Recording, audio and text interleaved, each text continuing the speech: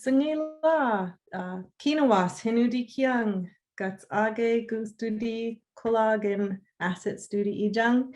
My Haida name is Kinawas, Carrie Ann Vanderhoop, and I am Ow Gittens, Masset Inlet Eagle Clan from Old Masset.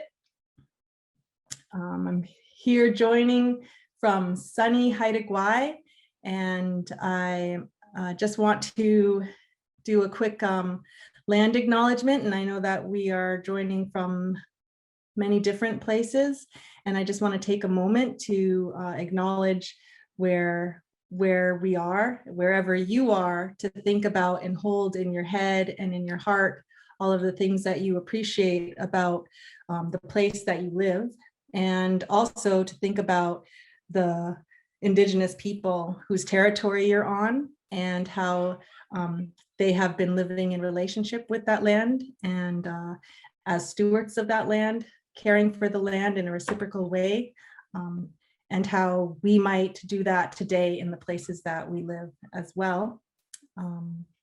So it's an absolutely amazing day. We have been through some hailstorms and snowstorms recently here, and what we appreciate about that is that means that it's gow weather, which is the herring roe, and that's a traditional food of ours here. So even when you're wishing for the sun and the nice spring weather and it's just blowing and wintry and hailing on you, you hold that in your heart because you know that that means that it's going to be a good gow season. So I thought I would just start off by sharing that with you as part of the land acknowledgement, and perhaps you can think about those special things that happen in your environment where you are joining us from today.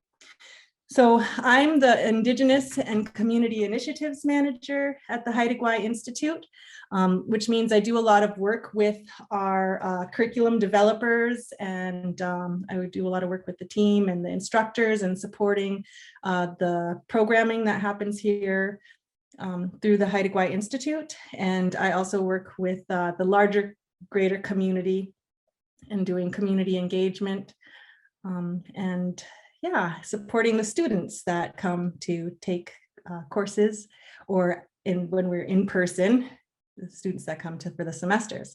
So I'm going to hand it back to Laura, and I'm just really happy that everybody came to join us tonight. Thank you for your time, and Hawa. Thank you, Carrie Ann. And I'll echo that sentiment. It's so wonderful to see so many folks joining us here tonight. This is our very first webinar and Q&A session, and we're really quite excited to share all of the work that we've been doing over the past few months in preparing some of these courses. I should introduce myself. My name is Laura Bishop, and I live here on Haida territory. And my role with the Haida Gwaii Institute is program coordinator. And I've been employed with HGI since September 2017. And as we've transitioned into our online programming, my role with the Institute has changed over that time as well. Primarily, I am here to support the instructors in the online format and presentation and implementation of the courses, but also a bit in the development. I work closely with the community educators who come in to work with our instructors in teaching course content, and I work a lot with the students as well. We do lots of learning, both myself and the students, especially with this new format and adjusting to the online world. And every day is different, and that's always exciting. So the format for tonight, so we're going to start off with an introduction to the courses. So we'll have each of the course instructors tell us a little bit about their course and what you might expect. And then we'll follow that with a question and answer segment where you'll be able to ask anything your heart desires about our summer courses from terms 1 and 2. So a few things to kind of keep in mind. We're being recorded and we are broadcasting on Facebook Live. So we're out there in the interweb, and we're making a copy, so anyone who wasn't here tonight might be able to share in the information that we gather. We do sometimes have slow internet and a few internet hiccups. If we do kind of run into some troubles with connectivity, I may ask folks to turn off their cameras, but for now, things seem to be going well. If there are any issues with connectivity or you missed something or we're cutting in and out, please drop something in the chat and just let us know, and then we can kind of slow down and troubleshoot that. If you're new to Zoom, in the bottom left-hand corner, you'll see a little microphone. That's a good way to mute and unmute yourself. There's also a camera there. You can click that to turn your camera on and off. If at any time during the webinar you need any assistance with the format, you can use the chat function, which you'll find on the bottom bar of your screen as well. There's a little speech bubble. You can click there and it will take you to the chat window. It's possible to send private messages as well. So you can look for my name or Carrie Ann's name in the chat function and message us individually if you're having any issues with the technology. Yeah, we're trying to be a bit mindful of time, although I am acknowledging that we're running just a minute or two later than we anticipated. But we're going to ask you to maybe hold your questions until the question and answer segment. That will be a good place to do it. When it comes time to ask questions, you're welcome to put them into that chat box, but you can also raise your hand to ask some questions, and then we can kind of call on you. So on the bottom bar of your screen as well, there's a little button with a smiley face plus, and you can click there and there's a raise hand function there, and then we'll know that there's a question you'd like to ask, or again, you can just drop it into the chat and we'll see it there. Does anyone have any technology questions just before we get started?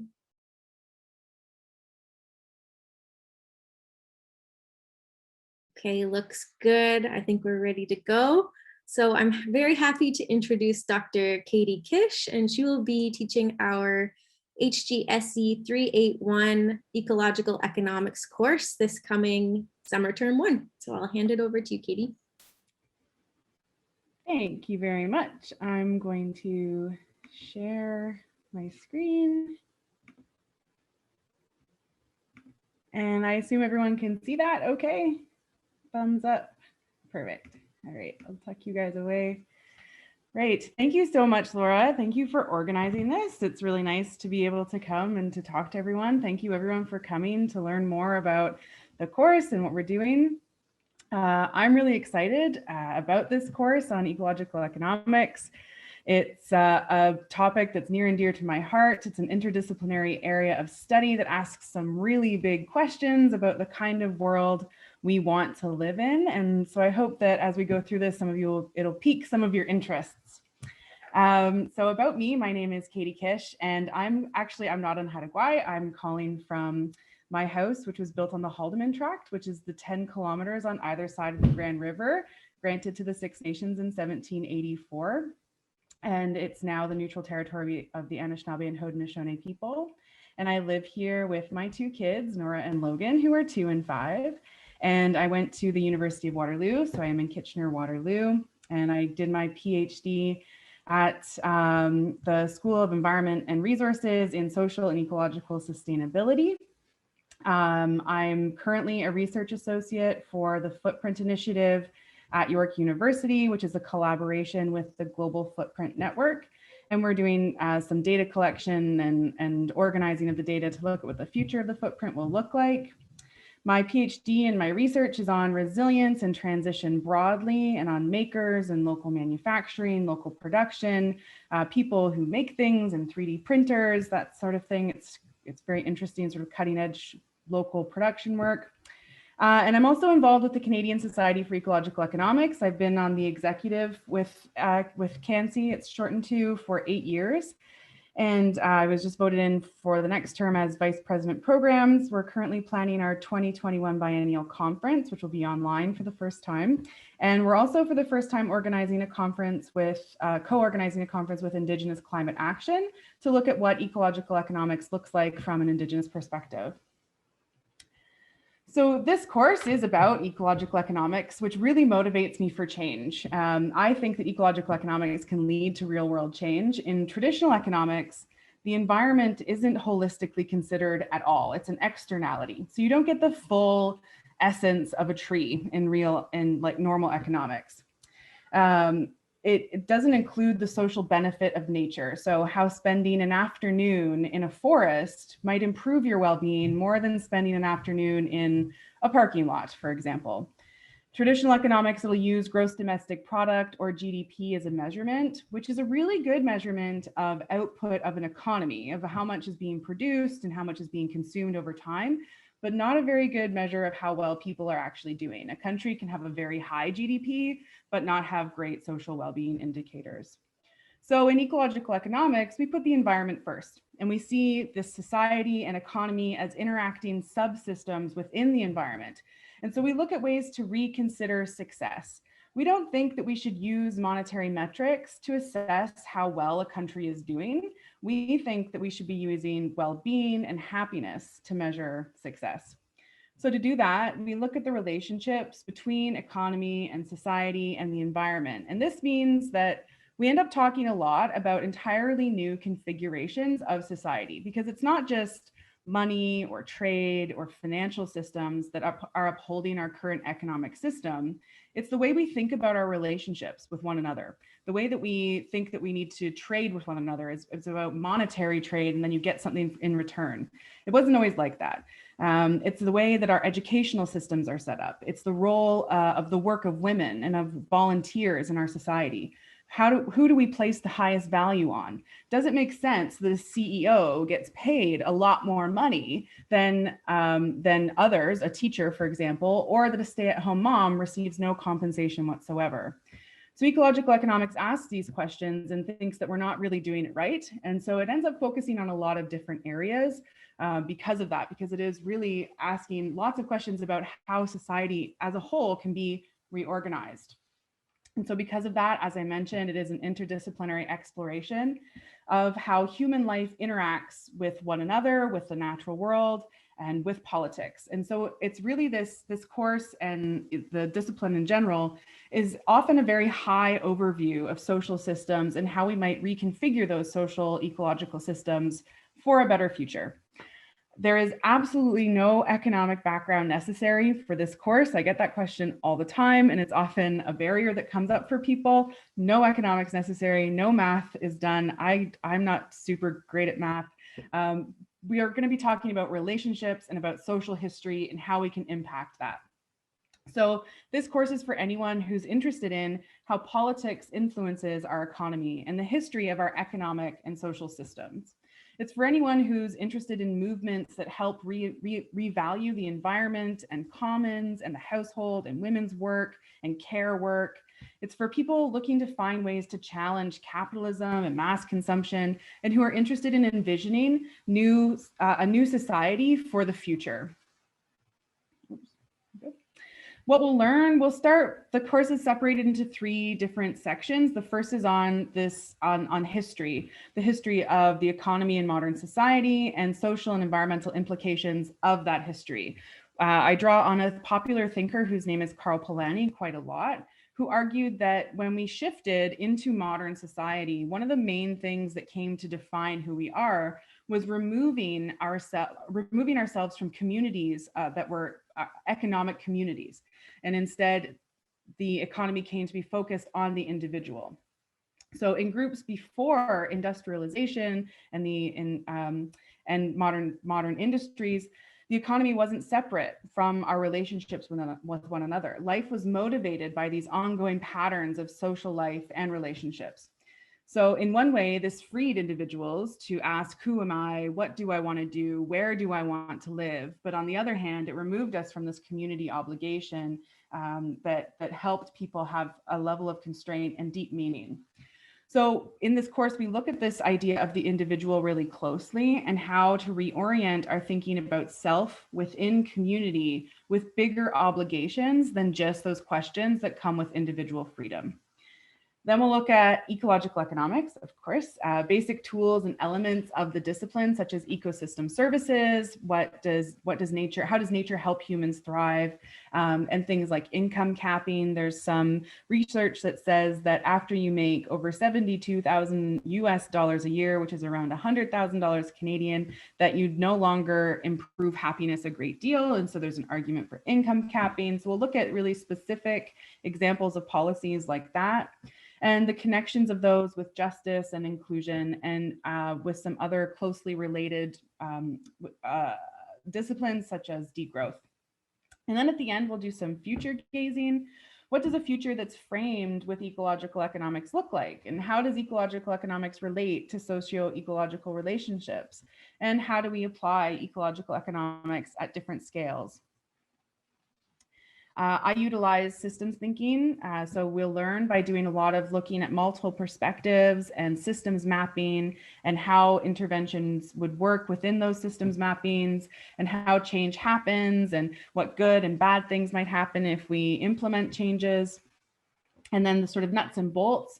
This course is going to meet twice weekly for 2.5 synchronous sessions. And each session has a half an hour of lecture by me, half an hour of student facilitated discussion, 40 minutes of experiential learning. And so this is where we will have community members come and talk to us about different ideas that will connect with the course, or we'll be watching videos about Haida Gwaii that link in with the different topics that we're exploring. And then at the end of every class, there's time for group work, because I use a group case study as the cumulative project in the course. Your assignments are participation and discussion boards, these student-led facilitations, the group case study I just mentioned. But I also really see learning as a co-produced process and as a conversation between myself and the learners.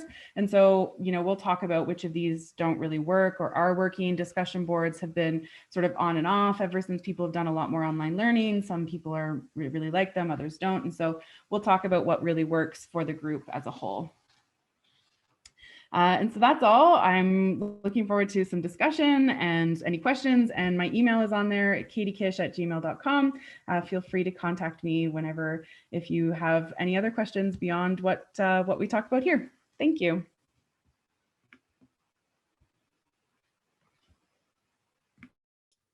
Thank you so much, Katie. That was wonderful. Up next, we've got Jasquan Bedard, and she is teaching HGSE 371 for the second time. And so we were really lucky to have Jasquan teach this course last fall, and she's now modifying it for our condensed summer session. And so I will pass it over to her to tell you a little bit more about it. Hawa Laura, Hawa Kinuas, and Hawa Katie, Dr. Kish for your presentation so far, and Dr. Chavez for joining us and representing our programming. Jasquan Hanu Di Kiang. My name is Jasquan Cheatskitten Stu Di Iskagun. I'm from the Cheatskitten Eagle Clan. And Haida Gwaii Stu Di Iskagun. I'm from Haida Gwaii. That's where I'm broadcasting from. A little bit about me. I'm in my second year PhD studies with a focus on Indigenous language revitalization as it applies to our dialect, Hodkill, which is the Masset dialect here in northern Haida Gwaii. And I work for the School District 50 as a curriculum and as a Haida language, culture and curriculum implementation teacher. And I also work for the community of Old Masset in the Hodkill NAE, which is the Haida language office. A lot of my work is focused on language revitalization, strengthening, and I also assist with teaching some courses through Simon Fraser University focused on building language skills in our community. And I'm really grateful to be back here to teach this course. I taught it in the fall. So HGSC 371, Restoring History, Indigenous Perspectives. I had taught it in a previous iteration back when Aboriginal was the use, the words of Aboriginal perspectives. And of course, we will examine that terminology within our course if you're interested in taking it. And I really enjoy examining these issues. They're very related to the work that I do in community, and of course, my lived experience as an Indigenous woman who has gone through post-secondary education and understood a bit more about how history is portrayed in the general academic world. So I'm going to just share my screen right now. Can everyone see that okay? Or you see all? Mm-hmm. Okay. So.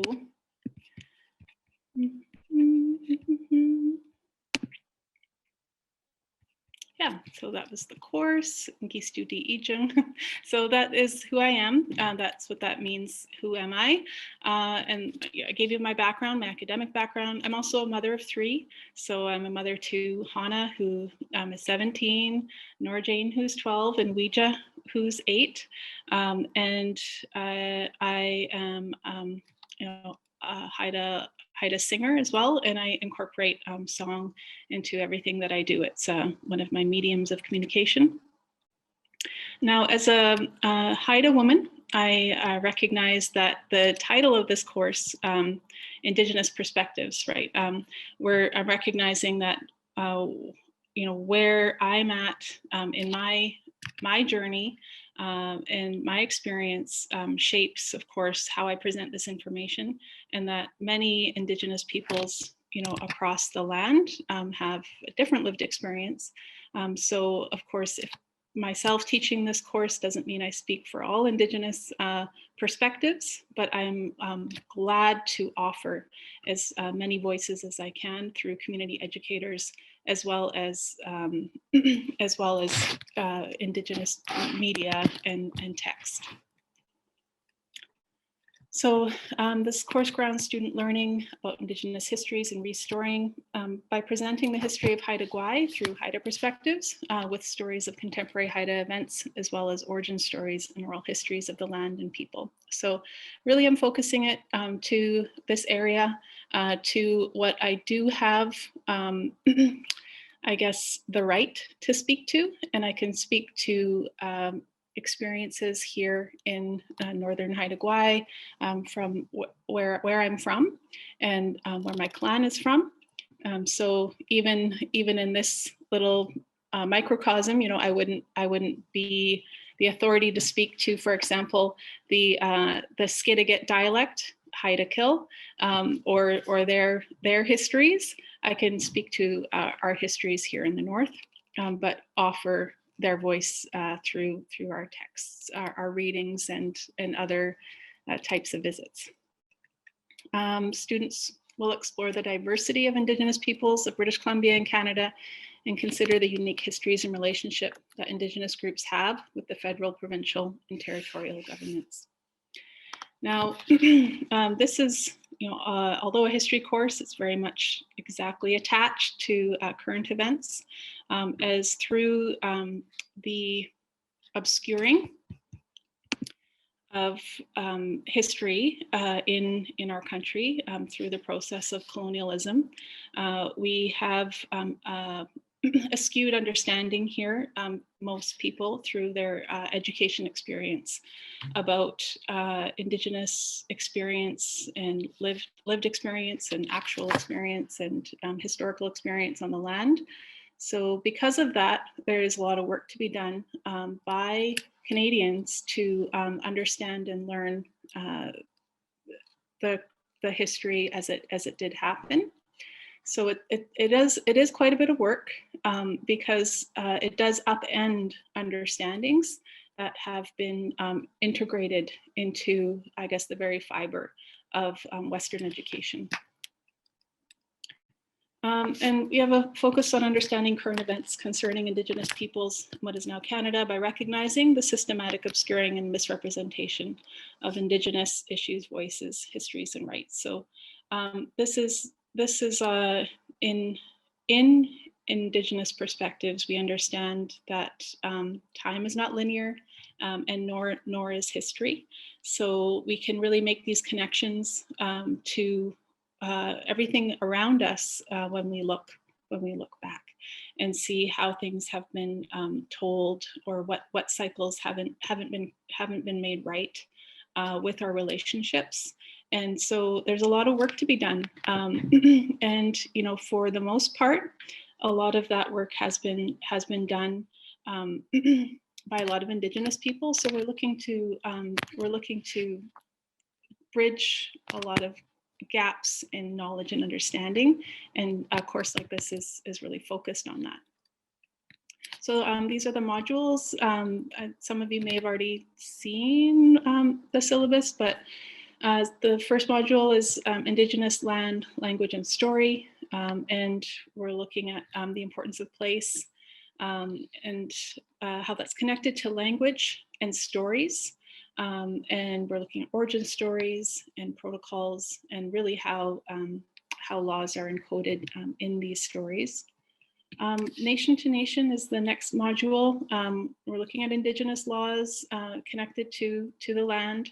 We're looking at this clash of worldviews between Europeans who came here and constructed a country, constructing Canada, and looking at colonialism and stolen children, and then the spirit of consumption, and linking our Haida story to kind of processes that have taken hold in areas of our society here. And then our third module, which is compliance versus resistance. We're looking at the wake of our ancestors, what they've left behind, and how that can, how we can move forward with what they've left. We're looking at the duty of the Crown, from treaty to reconciliation, acts of resistance in Indigenous life, and the way forward. Ending on a positive and hopeful note, allyship as healing. So it's as well twice a week for 2.5 hours. Myself will be instructing the course with community educators from here in Aotlagay, which is the name for Old Masset and Masset and surrounding areas, and also a real focus on Indigenous voices, either academics, historians, and social activists through their media and written work. The assignments include participation and online discussion participation, as well as a number of reflections based on the community educators and course content, and a film reflection and a final paper. How was my time? All right. And then are we on to the next? That was everything I had. I quickly rushed through it. I think that was 10 minutes. Well, it was perfect, Jess-Vaughn. Thank you so much for sharing that. And then we will loop back to you and Katie too for our Q&A. But up next, I'm going to pass it over to Dr. Lice Chavez, who will be teaching our summer term 2 course, Marine Conservation in British Columbia, HGSE 320A. So Lice, I will hand it over to you. Are you able to hear me? Yes. Actually connected through my phone and also here because something happened with the sound, so I cannot hear anyone from my computer. So let's pass that phase of technical issues. If you're hearing me well, I can proceed. I don't have a presentation, but I hope that I can deliver well all the information to attract the students to join me this summer. I'm a marine biologist, and I'm originally from Brazil. And all my academic life was in Brazil, in the tropics, and warm waters and sandy beaches. So it was like a really fun adaptation to the temperate marine world. And I'm fully invested and involved now, working with the Council of the Haida Nation since 2016.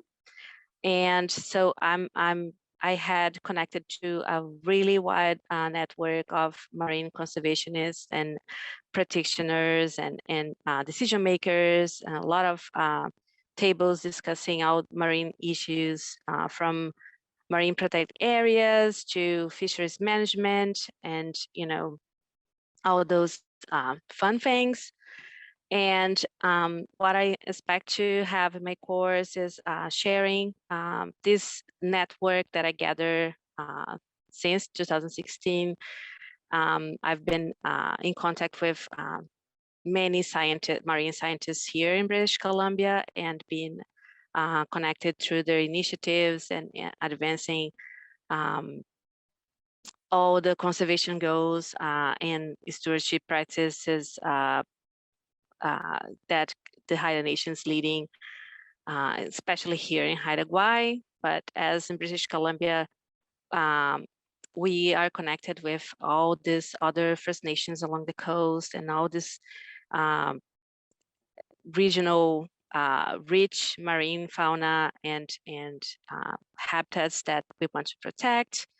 So I really want to include in my course this wide range of career paths that are also possible for students that might be stuck into, in the ivory tower, and pursuing the academic life, which is awesome. I've been there, done that, and it's really exciting, but there's also a lot of other interesting things that you can pursue in marine conservation.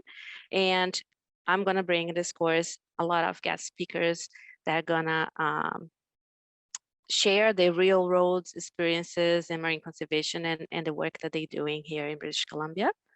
So that's one of the things that I'm most excited about this course, because I also gonna be learning a lot from them, and all the best practices and conservation for several different marine organisms and habitats in British Columbia. So that's really exciting. The format of the course is going to be very similar, with 2.5 hour live sessions, 2 of them each week, and a lot of hands-on activities.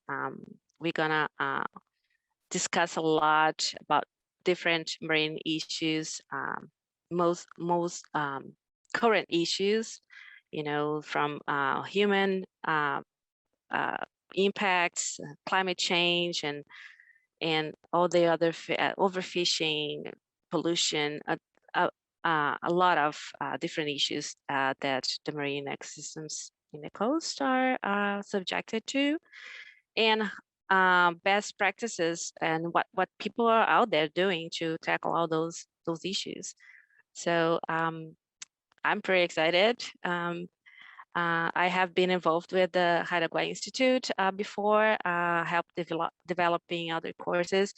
Unfortunately, last year I started teaching a more like field work applied, also like within our new marine conservation semester, and unfortunately was interrupted because of COVID. So now I'm going to try to bring the field to you online. So that's going to be interesting. So that's why I'm very excited about this course. So I'm here to answer any questions and more information if needed. Yeah, I'm not sure like about time, but I can say a little bit more if needed. Yeah, there's still a few more minutes left for you guys if you'd like, but no pressure to carry on. It's up to you. But if there's more you'd like to share about your course content, then by all means. Yes, I think one of the things that I would like to mention is that there's gonna be the, oh, the sound came back. Okay, you're back now. Yeah, no, but let's keep it as it is. Is that the really unique aspect of this course also, it's going to be also incorporating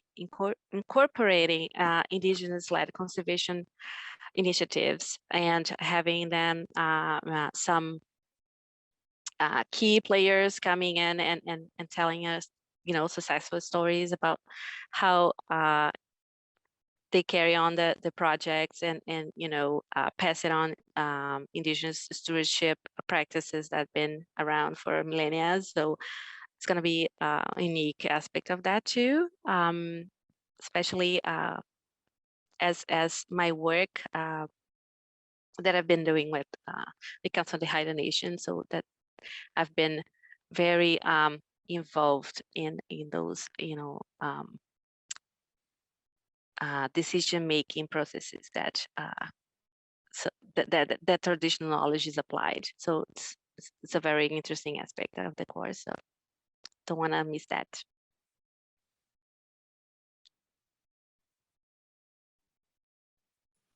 Wonderful. Thank you so much, Lais. And very, very grateful to have had all three of you, Katie and Jeswan and Lais, here with us tonight. I know you're all very busy women with a lot on the go. You're all moms.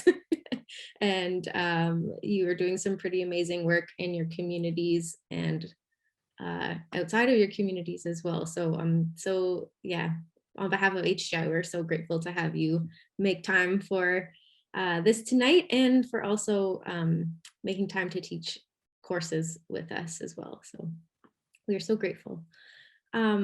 With that, I think we can hand it over to the Q&A. And if folks have any questions, please feel free to raise your hand or drop a question into the chat, and they can be specific course related questions or more general questions about HGI. We are here for it. So yeah, we'll just give folks a couple minutes to maybe think of some. Yeah.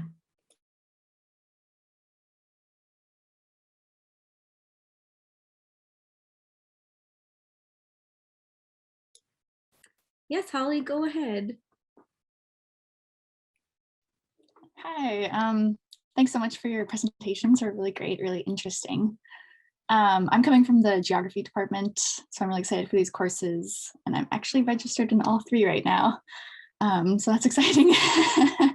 But I was wondering if there's like a minimum number of student registrations that you need for the courses to run. Because I really want to take them.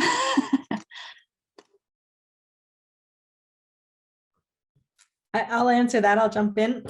Yeah, we do have a minimum number of students. We have a maximum number. We like to keep our cohorts for each course kind of small, because that's kind of what we wanted to carry on with the way that we approach the learning in our in-person semesters. And so we have smaller classes that are around 24 maximum students, so that we can really create that community of learners. And also we found that, you know, too few numbers doesn't necessarily create that same community of learners that is like the perfect, you know, number. But we have a minimum of around 9 students that need to be registered for the course to go.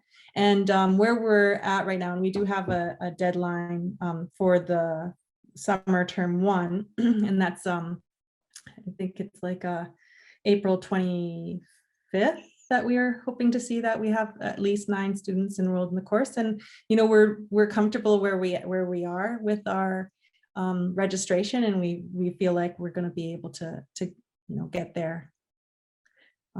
Yeah, so we do have a lot of interest in the courses and registration. I work with one of our team members Kate, who helps out and assists with the registration process. So any questions about registration or applying to UBC as a visiting student or access student, those can be addressed to me. And if you have any questions after this, you can reach out to me and I can provide the syllabi for the courses and additional information as well. Just maybe building on that last question, I'm a third year fine arts student at Alberta University of the Arts, but my field of practice is art and ecology. So I've been trying to get into this program since last year. And I've been to Haida, Gwaii, to Northern Haida, Gwaii a lot. So so I'm excited that this is going to go this time. So I just, my heart had a little palpitation when you gave the date, because I'm frantically trying to finish all my end of semester program, documentation and studio studies right now. But thank you, Laura. You've sent me all the documentation that I need, because I need to register as a student with UBC. And so I have that in front of me and we'll get that going. I'm interested in the economics course, because I am very interested in, I'm very much interested in a call to action, and it's easy to get caught up into social issues or any kind of issues, but how do you enact it? So I'm very interested in what Dr. Kish has to say about about how we make this work in this world, how we make these social changes. So that's great. And then I'm also very, very, very interested in the storytelling at Alberta University of the Arts. We are very, very connected to Treaty 7. We have Indigenous elders who meet with us every week. And so we have lots of opportunities for storytelling. So that's, I'm very interested in those two particular courses as well, which I think is quite adventurous for me as I'm getting close to burnout at the end of this semester. So I'll get that in as soon as I can, but I'm not promising it's going to be by the end of, because I need to go through this documentation again, because I want to get some assurance from AU Arts that I'll get credit for the courses, right? Yeah, and I'll just respond to that, because that cutoff date isn't, when it's not a cutoff date, we will be accepting registrations right up until the course begins. You know, kind of our calendars align with UBC's calendars for their add drop period. So generally our registration will be open as long as we have confirmed that we're offering the courses, that until, you know, the add drop period is over. The one thing to consider is for students that are coming not from, you know, they're not enrolled in UBC, but they're enrolled in a different institution, that there's a application process. And so you'd want to get it started earlier. And then this also kind of ties into, Rob had a question in the chat and about have these courses fulfilling requirements in different programs, such as different science programs. And that is, we have had several students, you know, have Haida Gwaii Institute courses apply towards requirements, and that's a matter of meeting with the students' own advisors.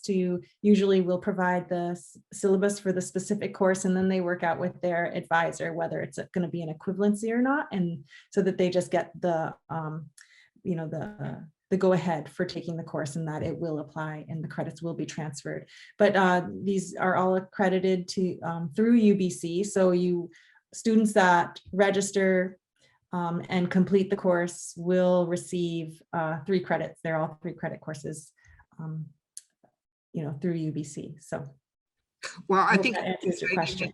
Yeah, I think it's exciting that it's interdisciplinary.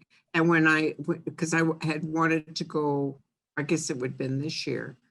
And so when I approached the registrar's office, they were blown away by what you guys are doing. I mean, they thought it was such an interesting course.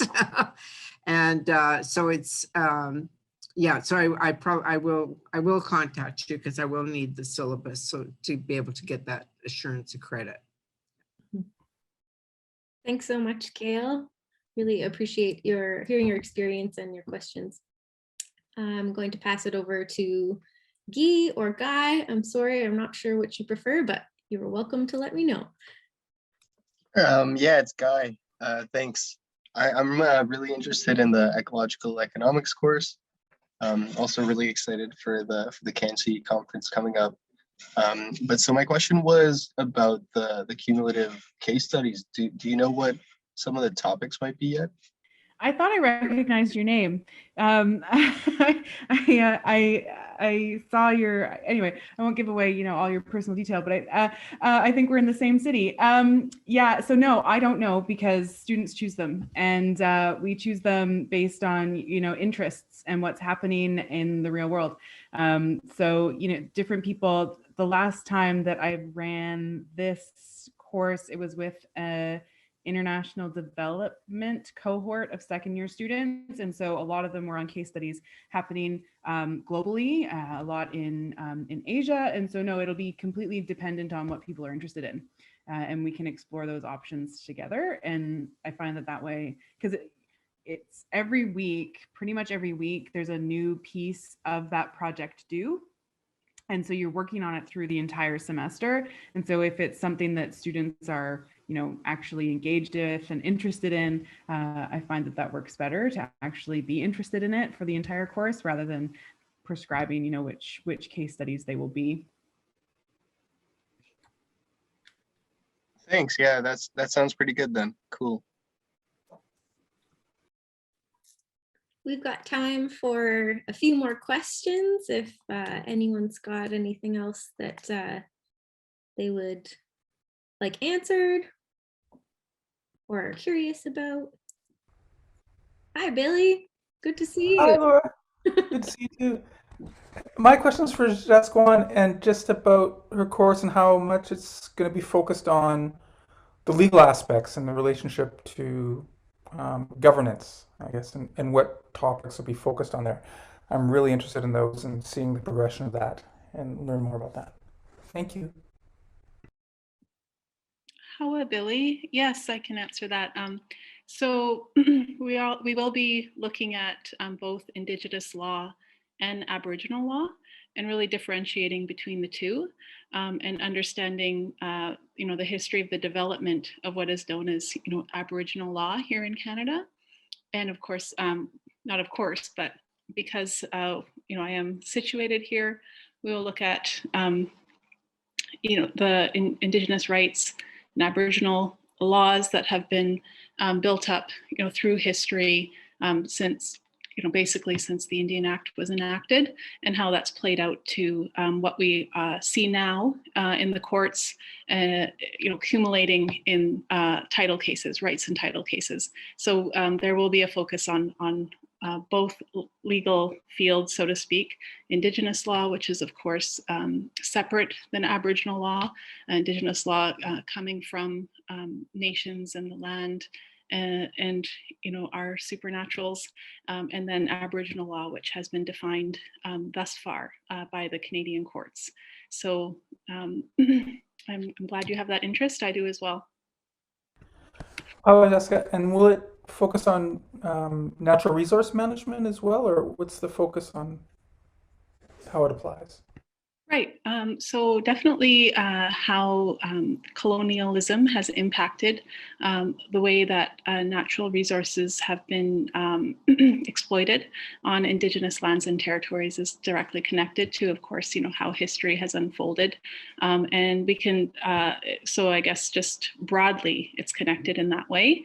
And as we do look at the history of how Aboriginal law has developed in the courts, in relation to Indigenous peoples who have taken a stand to the way that resources have been managed, and then looking through on various levels how Indigenous laws have been passed down, and how that is reflected on how Indigenous people and governments create ways of interacting with the land, which really push against, of course, lots of times against the Canadian state. Hawa, thank you so much for that explanation. Okay, Hawa. Thanks, everyone. I think we've got about a minute or two left. We could probably take another question, potentially two, if there's anyone out there has any. We'll just leave a little bit of space. Hi, I just have a quick question. I don't know if you can hear me. Are you able to hear me? Hi. So yeah, for advisors, do you just mean the advisors at our school? We should confirm with them. And how would we find the syllabuses for each of the courses? Should we contact you, Carrie, or? Yeah. Yes. Yeah, you can contact me, and exactly in terms of having a course, an HDI course, be an equivalent of something, you just meet with the advisor and have the information about the syllabus so that they can kind of look at what the content and the material and workload compared to the course that you'd like for, to take as the requirement. So, and it does, we have several students that will do that and apply, and even in our in-person semester courses too, they'll come and try and make a lot of those courses apply to their programs and get credit for requirements. So it's something that happens often, and we'll help you with any information that you need to make that happen. Okay, thank you. So thanks to everyone who attended tonight. It was so wonderful to have you join us. And a very warm thanks to our 3 summer term 1 and 2 instructors for sharing a little bit more about your courses and what students might expect, as well as to Carrie Ann for answering folks' questions about HGI and registration. If you'd like to get in touch with us, we've got Carrie Ann's email here on the screen. I can also pop it into the chat so it's easy for you to copy and paste. Lots of information on our website, hginstitute.ca. So you'll find all the information you need about our summer online courses. But you'll also see lots of information about what's upcoming for fall and winter and what we have in store for those. And then even looking farther afield to when we can get back to a little bit more normal programming and we can finally have students come stay with us and study with us here on Haida Gwaii. So that you can find that all there. If you're looking for us on Instagram, we're at HG Institute, and you can also find us on Facebook at Haida Gwaii Institute.